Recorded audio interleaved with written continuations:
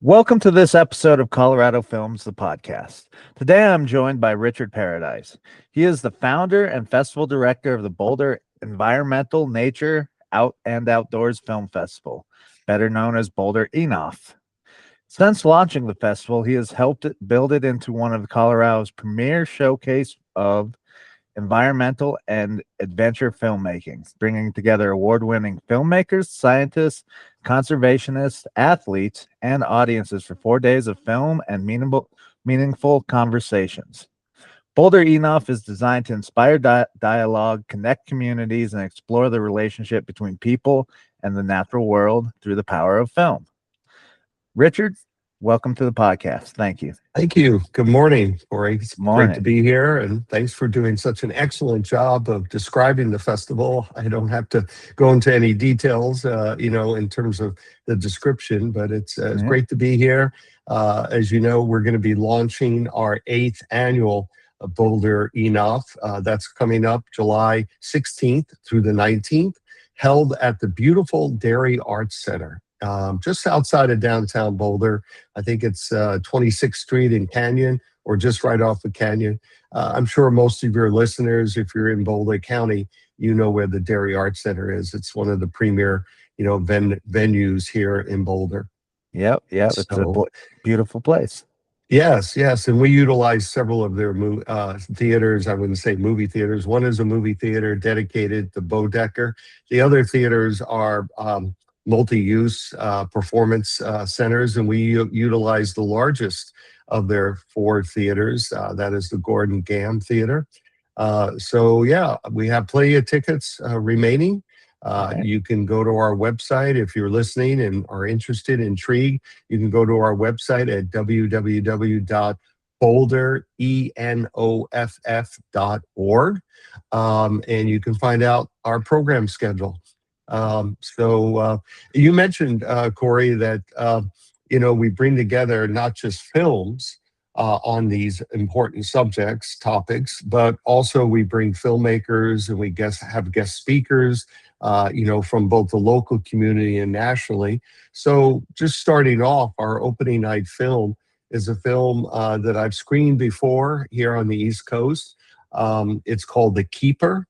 And it's about river keepers or water keepers, depending on what locale you're in. So we have the director of the film, John Bowermaster, who's going to be joining us all the way from the East Coast, from the New York State area. And he's bringing this film not just to talk about the Hudson River. And the focus of the movie is about the Hudson River and a particular river keeper who's been plying the waters of the Hudson, which is really the nation's first river system. Yeah. I mean, when the early, explorers to America came to sort of the New York area, the Hudson River was a prime sort of riverway for both transportation and commerce, and now, of course, for tourism. And he's been working that river for 30 years in a beautiful wooden boat that he goes up and down the river. Basically, he's the keeper. He's the one that's looking out for the river. The river has his sort of advocacy for both people and companies and that might be polluting the river, that might be misusing the river. And these river keepers are all throughout America. And he's going to be joined by, let me get her correct name. I don't want to mispronounce it. Cindy Medina. Cindy Medina is the Alamosa River keeper. She's down on the Alamosa River, and she serves the same function that John does, John Lipscomb, who is the river keeper on the Hudson. And they basically protect the river and keep the river, safe, try to keep it clean and usable for all sorts of, pleasurable uses and commercial uses. So that is our opening night film, and that is tied conveniently with a reception beforehand, 2 blocks away at the beautiful Hilton Garden Inn Hotel in their outdoor courtyard. We usually start the festival each year off there with a reception. And then people get to just leisurely walk from the Hilton to the Dairy Art Center, which I said is only about 2 blocks away. Yep. And it's makes for a very enjoyable evening. Yeah, that's how we sort of launched the festival. And then we have 3 additional days of wonderful, films at the dairy, starting at 4 o'clock or 1 o'clock, also at 7:30. We use these theaters simultaneously to offer a wider variety of films to the film goer. Of course, if you buy a film festival pass, Yep. you can go to any film and any event. And then it's booked end at the end. We end the festival at 4 o'clock with a 4 o'clock screening on July 19th. We have a wonderful ocean film. It's called The Last Dive, and it takes place in the not the Sea of Cortez, but the ocean just off of Baja, California. Okay. And there's a sanctuary there for manta rays, giant manta rays. And this is a Nice. very interesting portrait of a gentleman who is going on his last scuba dive, so to speak. He's 80 years old now, but he's been going there for 20 years plus. Okay. And he's made sort of a bond, a personal bond with several of these manta rays. And it's a great, wonderful underwater adventure story. And after that film, we'll end the festival in downtown Boulder at the Velvet Elk Lounge, which is on Good 13th boy. Street. Some of your viewers, listeners probably have heard of it or been there for a great Yep. concert. And we're going to end it with a great rap party starring Hazel Miller and the Oh, Collective. Hazel Miller, who is yeah. a well-known figure, musician, singer in the Boulder area. She does so much for the community. So she's going to be performing there from 6:15 to 8:15 p.m. on a Sunday evening. We'll have food and beverages to go along with the music, and hopefully some great dancing to wrap up the party Nice. and the That's festival. yeah. So that's kind of in a nutshell. Of course, I don't want to go into detail of every single film, but if your viewers, listeners go to our website, you'll get listings for all the different films, who our Yeah. special guests are, who's going to be speaking afterwards. We've got a few people that will be zooming in with us Okay. via Zoom, to like we are doing right now, Yeah. talking after the film because they couldn't make it to the festival in Boulder in person. But a lot of the films also have in-person discussions afterwards. Oh, fantastic. Yeah. You go to your website, you can go to the Bodecker, or not the Bodecker, you can go to the dairy. And we've also Yep. got it on our Out Now on the Colorado Films website as well. So you can see all the films. You got 3 places to look.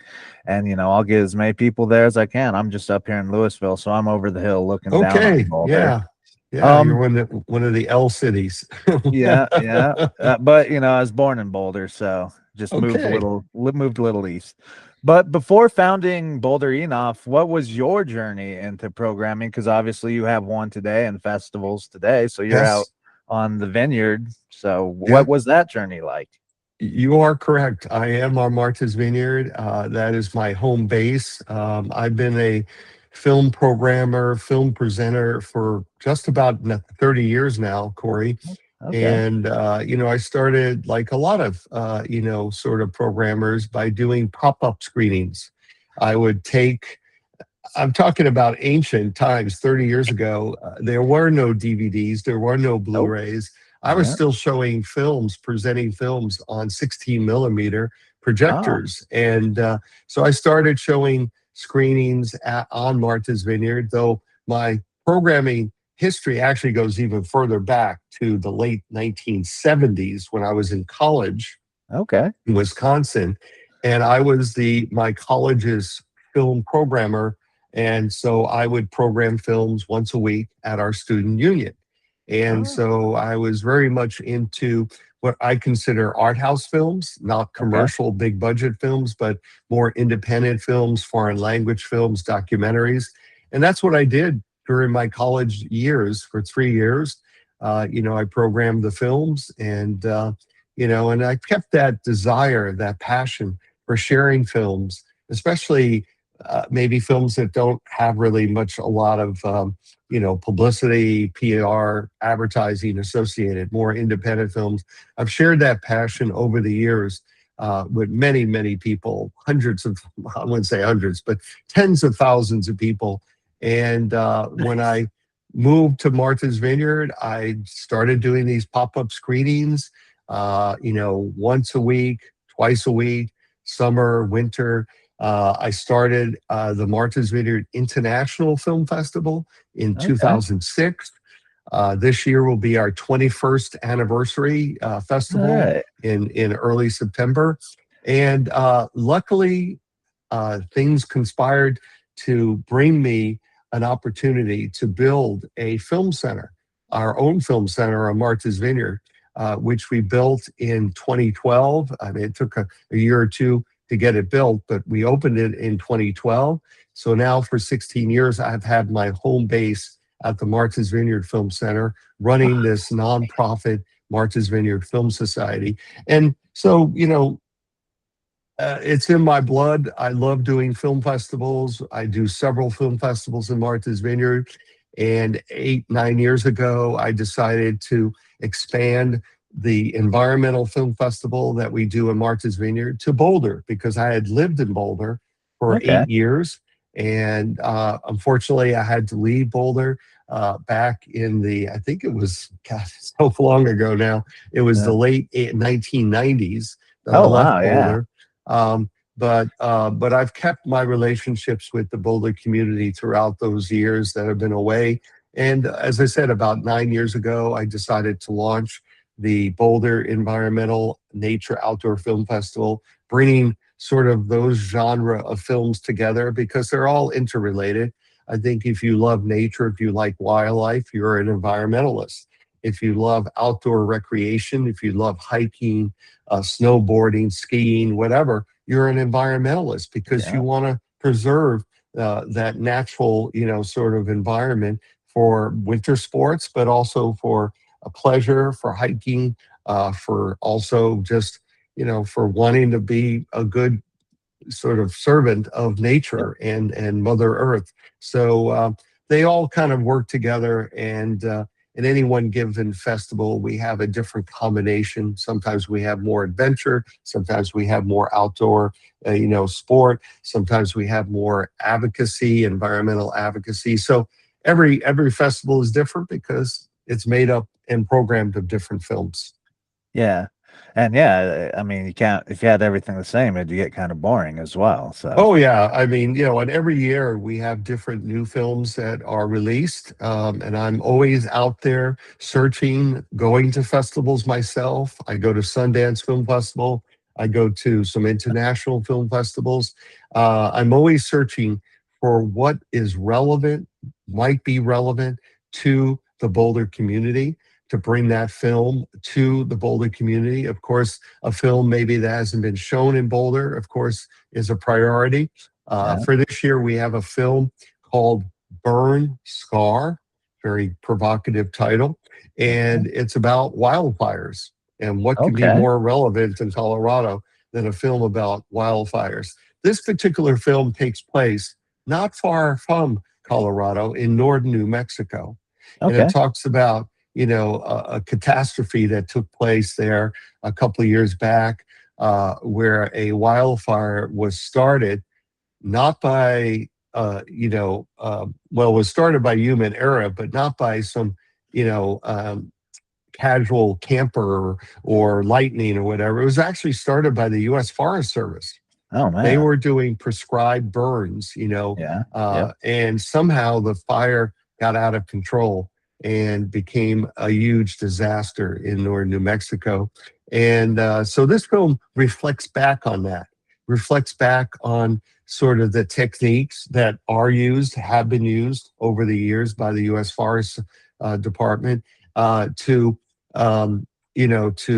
keep obviously the threat of larger wildfires down, like these prescribed burns. So it goes into a lot of the details of that.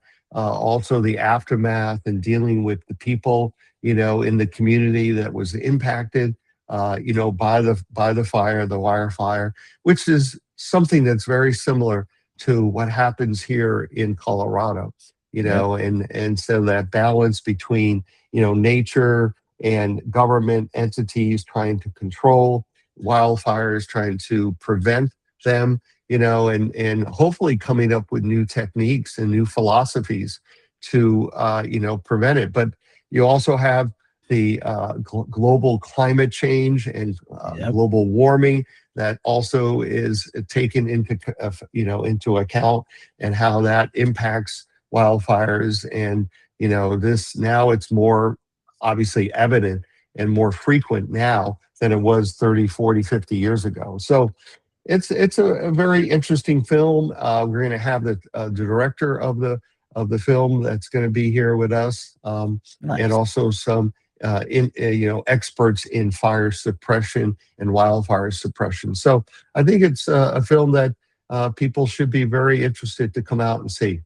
Yeah, I mean, it's that and the river one in Colorado, a Oh yeah, lot less yeah. water, a lot more The fires. watershed of Colorado is very important in multiple levels, and of course, Yep. there's a lot of debate going on right now in terms of water sharing among the western states in the Colorado watershed. That's coming up for renewal. Yep. The agreements between, I think there's 8 states that all draw water Yeah. as far as California from the Colorado watershed. And how is the sort of reduction in sort of water coming from the mountains, the sources of that water, and how that's being impacted by climate change. So there's a lot going on right now in the western states. Have a lot of issues to deal with. You Yep. know, um, so I'm hoping that people will come out, and Yeah. be part of the event, be part of the discussion. That's important part aspect of any film festival, is how you get people engaged in their seats Yep. afterwards, and discussing these issues and giving people an opportunity to chat about it. It's a total different experience than, say, going to the multiplex and Yep. going to see a nationally released film, whatever that might be. Not to say that that's not pleasurable and Yeah. entertaining, but a film festival just brings so much more to the table and gives people an opportunity to be engaged and to have a voice in Yeah. that discussion. So ultimately that's my goal of any film festival that we do, is that it gets people involved, gets people engaged, and maybe that engagement, when they leave the room, they leave the theater, extends beyond and gets Yeah. them involved, maybe as a volunteer, as a contributor, funder to some of these, nonprofit conservation and outdoor nature, Yeah. organizations. So we hope for the best in that regard. Nice. And so you watched hundreds of submissions, not just for this one, but for the multitude that you do. Oh What yes. separates a memorable film from Mm. a, good but not Well, memorable film? right. Well, I mean, it's very subjective, of course. Every Mhm. film and every film going experience is subjective to the viewer, and sometimes viewers can be very passionate about what they're seeing up on the screen. Maybe the story on the screen, is something that they've personally lived through themselves. And I'm being very general here now. It's not just environmental issues or a film about outdoor sport.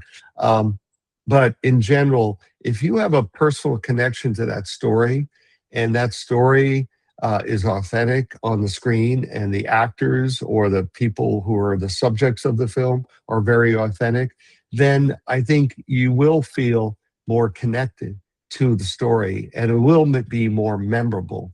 And we all have films that we leave the theater going, okay, I have to think about that a little further. And maybe 2 or 3, 4 days later, they're still thinking about it, and maybe they're trying to get more answers, or have more questions about what they've just seen.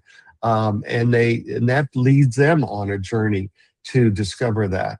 And then there are films that, simply entertaining, You enjoyed watching it for the moment, but it's not something that it's not gonna be living in your head, so to speak, days and days later.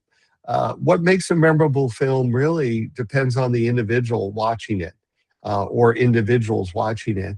I think when a couple together or a family together come to see a film together, there can be great discussions afterwards, maybe over a cocktail, or over dinner or something like that. So you know, um, it's hard to pinpoint one specific thing that makes a film memorable. Of course, you want good production values.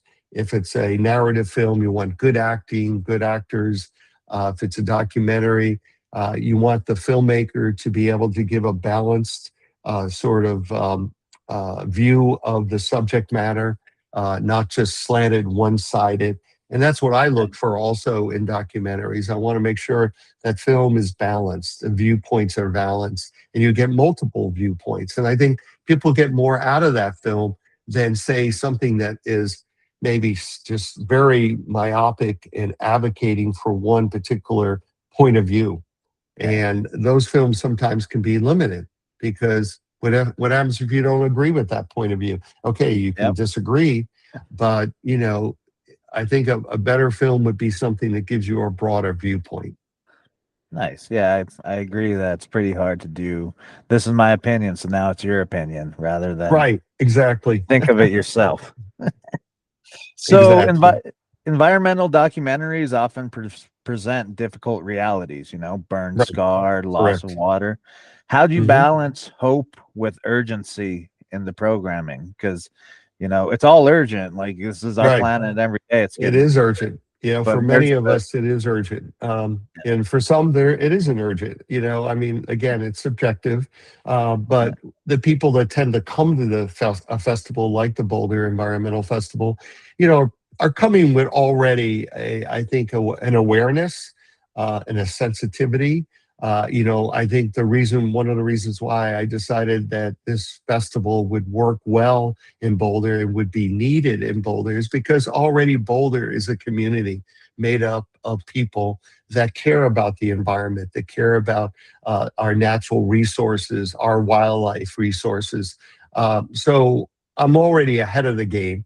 yeah, And some people might say, well, you're preaching to the choir, but that's mhm, okay because the choir needs to be preached to, yeah, and needs to be reminded, needs to be re-energized. And I think that's what a film festival, or any kind of gathering that brings these subjects to discussion can do. You can re-energize, you can be reinformed, you can get more involved if you so desire. yeah, I'm not telling people to do that. That's their total decision. Um, but how do you keep people hopeful? I think the director of the film has some responsibility for that. I think the festival also has responsibility, in choosing people to speak afterwards, finding a film again that has a hopeful viewpoint. I mean, we've all watched many doom and gloom films, yeah, both fictional and also real life. Um, and I think films, again, when they're balanced and they offer hope, they offer solutions or suggestions for solutions. I think that's a better film. And again, I try to choose those films, uh, with that in mind, that it's not just doom and gloom. It's not, oh, we're all going to blow up, or when we've had films about nuclear armament and weapons. We've done that. Last year, we had a great film about Rocky Flats, yep, and talking about how the area is still contaminated with yeah, radioactive material. What's going to happen. This year, we have a film called Into the Mountain, and it's about the plan to deposit the radioactive waste from all the different nuclear plants around the country into a mountain outside of Las Vegas. yep, Well, there were several mountains that were being considered, but I think Las Vegas was the one. Now, of course, nothing has happened in this regard, and we're still sitting with the problem. that there are barrels of radioactive waste sitting at the Rocky Flats, former armament plant. There's Mhm. still waste out there, Yep. and there's waste in different places around the country that have still nuclear reactors. So it's still a problem that has not been solved. But this film dives deep into the reality of where do we put this waste, Yeah. because its half life, its length of toxicity is so long into the future. So Mhm. so that gets back to that whole thing, balancing hope with reality. I think the filmmaker, if they've done a good job, they can offer, a bit of hope and a bit of solutions. And of course, not every film is like that. I mean, we Yeah. have films that are dealing with adventure, and it's exciting and it's positive, and we hope people come to those films too. Yeah. But people who want to get more informed about some of these subjects, like you said, water issues, fire, wildfire suppression, or nuclear, waste disposal and containment. We have those films also in the Yeah. festival. You know, um, and one thing I do want to mention, Please. speaking of Colorado and relevance, our short film program, which is a competitive program, meaning that filmmakers had to submit their short films for consideration to be accepted into the festival. We had over 100 submissions this year, and we selected 8 films for our short film program, which I believe is on Saturday afternoon. Okay. And 7 of the 8 films that we selected were all produced in Colorado, Okay. someplace in Colorado, and dealing with Colorado subjects. And I think 5 of the 8 filmmakers are going to be joining us for that short film program on July 18th. And anyone can go to our website, and is a Yep. listing of the films, the subjects of those films. But I did want to bring that up because that's the one program that has the biggest representation of Colorado-based filmmakers and Okay. Colorado stories. So I wanted to give that a shout out. Well, looks like I know what I'm doing Saturday afternoon then. It's early, so I think it's the 1 o'clock screening, Oh, if great. I'm not mistaken, or actually it could be 4 o'clock. Maybe it's Either one. 4 o'clock or 4:30. I forget.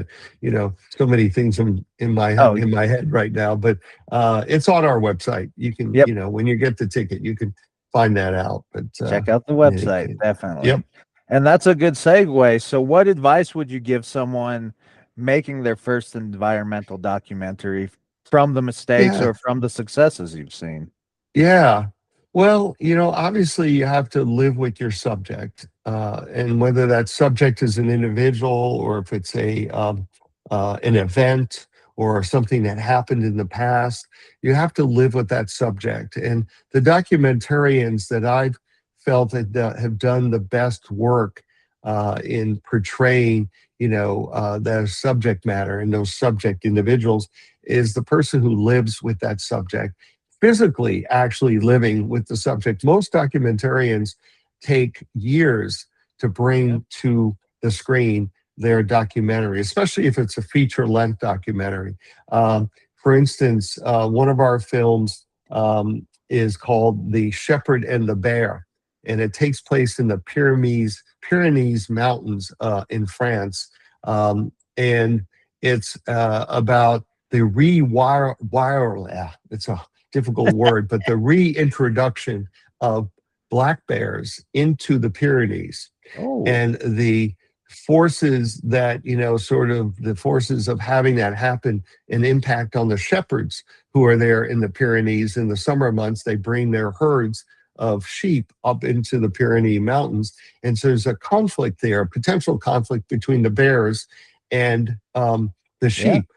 Not so much unlike the movie we showed last year, where wolves were reintroduced to Yellowstone Yep. and in Colorado also. And what pressure that does that put on the ecosystem, with the commercial livestock Yep. versus the wildlife, the wildlife and wild, wolves. In this case, this movie, bears. And it's a very interesting film, and it really delves into the different aspects of, the commercial aspect of agriculture, livestock, sheep, and the environmentalists who want bears to be sort of the apex predator in the Pyrenees. They wanted to reintroduce it, the bears, and how that can coexist. Can it coexist? Yeah. And so the reason why I'm telling you this story is that the filmmaker spent 2 years living in those villages in the Pyrenees where the sheep and the shepherds are, and also realizing what's going on with the bears and being released. It's a fabulous film. I mean, the cinematography is breathtaking because I've Yeah. never been to the Pyrenees Mountains myself, but very not unsimilar to being in the Rocky Mountains. Yeah. Beautiful vistas, beautiful high altitude cinematography. And but also, being with the shepherds and talking with them and living with them, living in their villages, experiencing, a sort of a bear encounter themselves when they Huh? were filming, all made for a much more interesting and a little bit tension. There's tension in the film, a little bit more of that than someone who, was doing it casually. So I think that's the one thing. If you're going to make a documentary on a particular subject, whether it's an environmental documentary, you have to live with the subject. You have to live in their environment, and you have to spend the time. So your film is very authentic. So Yeah. that would be one of my, sort of golden nugget pieces of advice. Authenticity. I like it. Yeah, Yeah. I mean, yeah. kind of hard to fake that. Like, Oh yes, oh yes. And also, I've realized with environmental documentary making, especially if you're dealing with wildlife, you have to shoot so many hours to oh, get the yeah. story you want to tell. You have to be very patient. Nature is not going to be on a schedule. It's not like a narrative feature film where it's scripted. You're on your schedule. You're setting up each shots for the perfect lighting, the perfect sound. Yeah. In wildlife, cinematography, wildlife documentary, anything dealing in the outdoors, um, a lot of times it's just chance. It's Yeah. it's the opportunity. You give yourself the opportunity, and something good comes along.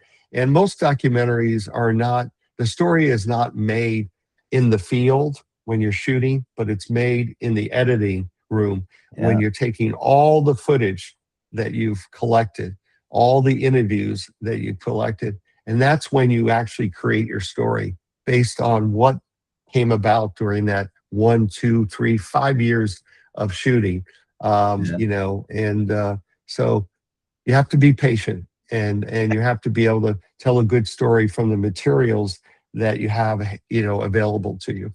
Yeah. So, Yeah. And you've oh, definitely been patient and worked on, ENOFF for a while. Do you think Colorado, I think you do, but do you think Colorado has the potential to become a nationally known spot for documentary and environmental filmmaking? oh, for sure. I think a lot of great films have already been made in Colorado, Yeah. but more so, it's just gonna grow larger and larger. As you know, Colorado was the recipient, I guess, the lottery winner for the Sundance Film Festival. The Sundance Film Festival is coming to Boulder in January of 2027. Yeah. They have a 10-year contract to do it in Boulder. Hopefully, it'll be longer than that. Yeah. That in its stimulation of both the governmental agencies that worked on getting Sundance are all going to be working also hand in hand to getting more filmmakers to Yep. Colorado, to providing the best possible resources in Colorado for filmmakers, not just for documentarians, but also for narrative feature films, producers, directors are going to be looking and seeking out Colorado. Sundance is going to be obviously be a big stimulant of that. They're going to be not just the festival, but also workshops, laboratories, things of that nature that are going to be coming to Boulder, to other parts of Colorado. The people that they're moving to Colorado to put on the festival, to do these activities is going to help immensely. But it's also, kind of like the tail end of a dog. I mean, the dog is going too, but the tail end is all the different, local commissions, film commissions. Yep. Boulder County Film Commission Yep. has been very proactive in getting more production here to Colorado, making a place, a forum, a resource for people to come together, to network, to work Yep. on projects together. So yes, no doubt, starting with Sundance, Colorado has upped their game, and they are going to be at the forefront, I think, of both documentary and also narrative feature film production. And I think it's all great for the state. It's all great. Nice. It's great, and it brings tourism dollars. It brings production dollars. It brings talent. It brings skilled craftspeople and all the Yep. different crafts that you need to make a film. It brings all these people to Colorado. So yeah, I think it's all a very positive thing for the film community here. Nice. Yeah, I hope so too. I mean, that's why I'm doing it. I was like, hey, it Yes. could work, but at least I get to talk to interesting people on the way, like Oh yourself. yes, for sure. But I know you interesting people are very busy, and I know you are very Yes. busy, Richard. So is there anything else that we haven't covered that you'd like to let the people know?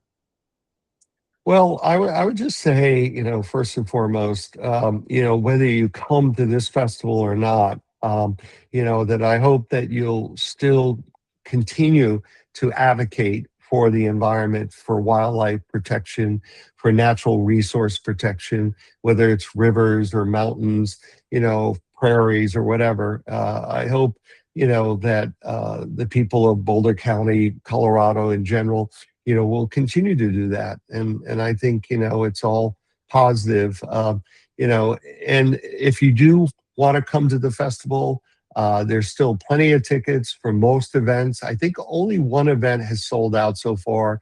We have an event called Three Short Films on Birds. Oh, Birding is a very important hobby in Boulder County for people who love to watch birds, who want to protect birds, migratory birds. And that event is actually taking place in one of the smaller theaters, the Bodecker, which only has 68 seats. So it's not surprising that's sold out already. But there's plenty of tickets. Go to our website, www.boulderenoff.org, boulderenoff.org. Go to our website and see if you see something that intrigues you. You want to learn more about it, or just want to be entertained. We've got some great adventure films. One film takes place in Africa, in an old Range Rover going across the African, oh, continent in, I think, the 1950s. oh, wow. It's a kind of an older, sort of adventure film.